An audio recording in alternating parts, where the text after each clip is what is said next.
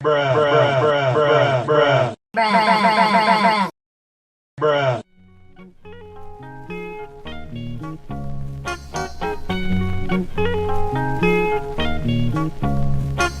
Hi.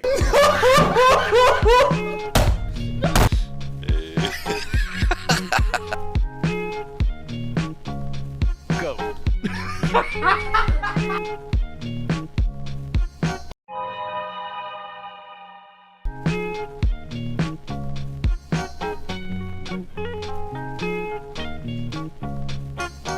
Oh, hey. I'm furious. I want to shake a chub. I'm gonna shake a chub. Is anyone sitting in this gaming chair?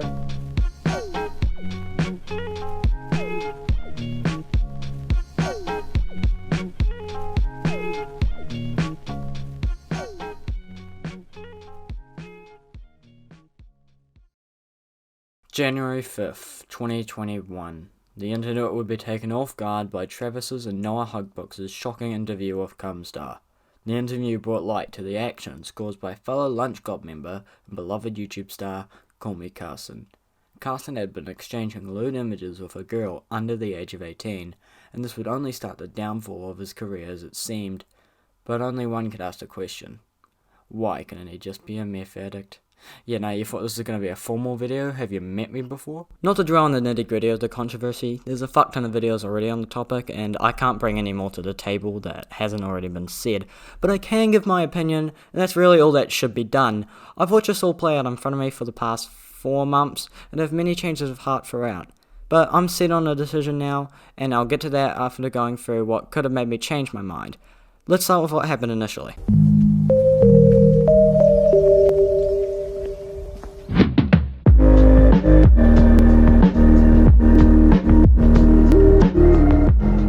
On the 5th of January 2021, it was revealed to the internet a rabbit hole of manipulation caused at the hands of CallMeCarson. I saw the interview and immediately believed it. You see, as Keemstar may not be the most reputable source, there's no reason for Hugbox and Travis to lie about this. The situation had Carson, a 19-year-old, sexting a 17-year-old. At first, I was a bit harsh on Carson, but now I see that I might have acted irrationally, wanting to throw him in the slammer and that. 19-year-old and 17-year-old relationships happen all the time and should have people held accountable, but not lead to the hatred caused in the aftermath from this interview. The problem was how he exchanged nudes with the minor. It's hard to imagine Carson saw any wrong in his actions when taking it to such extremes. The issue in this particular case is holding explicit images of a 17-year-old child, not forming a relationship. Under law, where Carson apparently was at the time, this was illegal. I live in a place where legal age is 16.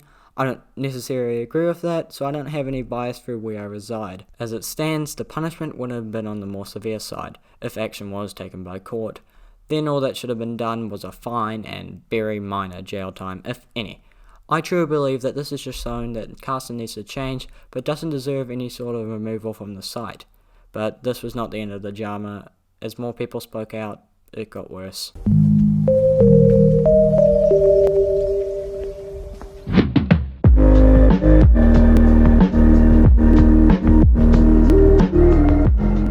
January 6, 2021, the responses. This is when most responses from close friends came out. Slimesicle, Cooper, and Schlatt in the form of a video. I'll leave Cooper and Slime's tweet in the description, but I'd rather talk about what Schlatt's video did to how I thought. I encourage you to read both the other members' response, especially Charlie's, that was a fucking good read. Schlatt's video came out and it revealed new info on the full picture of Carson. It shed light on Carson's mental state, and now I think about that, mental health does play a role in your actions, but does not excuse you from how you've harmed others. Your morals don't stop once you become depressed. He also talked about how Carson had deliberately downplayed the situation to his friends. This is quite a tricky one when it comes down to how mental health can play an effect in how you relay information to those close to you. Trying to cope in any way and trying to just make the situation better, even by just thinking it is. Truly this shouldn't have happened, but doesn't have as profound of an impact in my eyes and how he should be treated as a result, like everything else did. It was true that mental health was affecting Carson, but never made him stop his urges. This is where everything should have ended, leading Carson to take a little time off and regain some trust back in the community. But alas, we cannot all have what we wish for. Not gonna lie, not much happened on this day. Ted tweeted. That's cool. Moving on.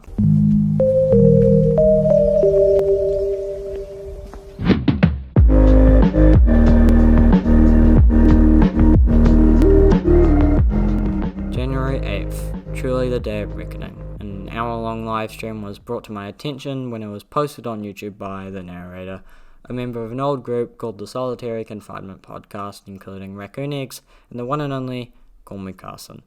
This live stream was what really cracked the ice Carson was standing on for me. It introduced me to a different side of Carson that I never thought would be possible. There was a large portion dedicated to Carson saying very petty shit to narrator and basically enraging him to a point where his disorders made him lash out. These truly were some obnoxious words, and Carson wasn't learning his fucking lesson. It wasn't awful, but when accounting for how narrator reacted, he needed to put his friends before his jokes. This doesn't excuse narrator from everything, no. Narrator also needed to mature a bit to handle what some arseholes would say. Where Carson really fucked up is how he handled the Solitary Confinement Podcast. Please go watch the video. The section is less than 20 minutes long, and the whole live stream really got my drama boner all healthy and veiny again. So for you men out there, go check it out, and you women can convert.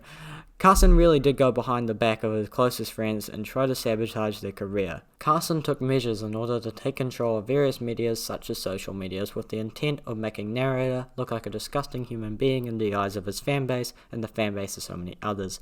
He lied to the members of SCP and told other close friends how he planned to end the podcast, a move the group wanted to do for a while but was unsure how.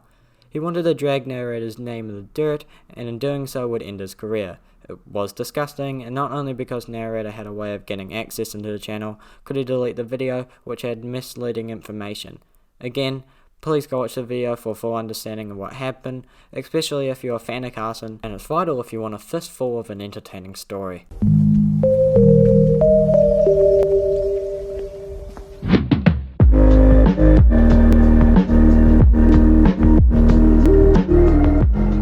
So as of the 24th of April 2021, Carson uploaded a video of some dumb pussy who doesn't understand how the fucking toy works. The ball goes round in a circle, you dumb cunt. Oh, now you're playing with some elastic ball thing? Oh, aren't you easily amused?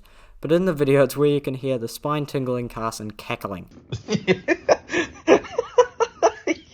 It's thought that the video would be the start of Carson's return. Personally, I think there's a huge jump from Instagram video of a cat and a YouTube video. He's had long breaks before, and this wouldn't be as easy a turn to come out from. But who knows, it's not like there hasn't been already some unpredictable moments in this whole debacle. But I noticed a lot of people split for whether Carson should be forgiven, so probably not. You see, as some things may not have been harmful on their own, when looking at everything Carson has done, it hasn't been long enough for Carson to learn to improve. Carson really needs to get help, and it hasn't been enough time for Carson to ensure he would never do this stuff again. At the same time, a lot of this has happened a long time ago and only came out recently. I tweeted that I wouldn't be mad if he came back to YouTube, and it's still true. Whilst I might believe it still could be likely that Carson may not have learnt to chill out as much as I would have hoped, a return wouldn't cause a huge song and dance for me. For now, like others, I'm happy to see he's doing okay. I know a lot of us feared for the worst for Carson, and until that cat grows up and eats his entire family, he should be safe. But that's not where the story ends. If Carson does wish to return, how will his content fare? Will it be different, or will it just carry on as it was? Will Carson's content ever be the same again?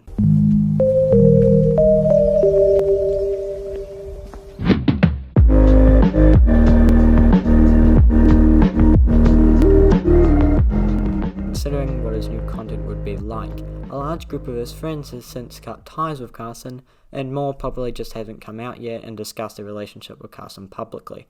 Admit it or not, Carson relied on his friends in most of his videos. I have no doubt that Carson could have carried a channel of his own, but with that group gone, all his content going forward won't have the same effect that they once had. Each of their channels work so well because of how well they could bounce off jokes and skits on one another. It'll be a lot harder to have that same energy if he'll have to do this on his own. I'd imagine he would have either lesser known people or people due to the CallMeCarson YouTube channel if he were to continue collaborations. I fear CallMeCarson will come back and not meet expectations.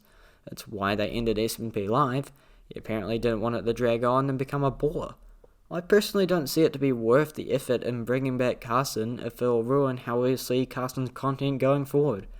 But whatever he decides to do, I hope that everyone will still keep in mind the damage he has caused, and to learn to grow less attached to creators, no matter how well you think you know them.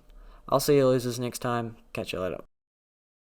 Hey guys, as a footnote for those wondering what I'm doing for the channel, I know I said I would be leaving for a bit, but this drama sprung back into people's attention, and I really wanted to say my piece.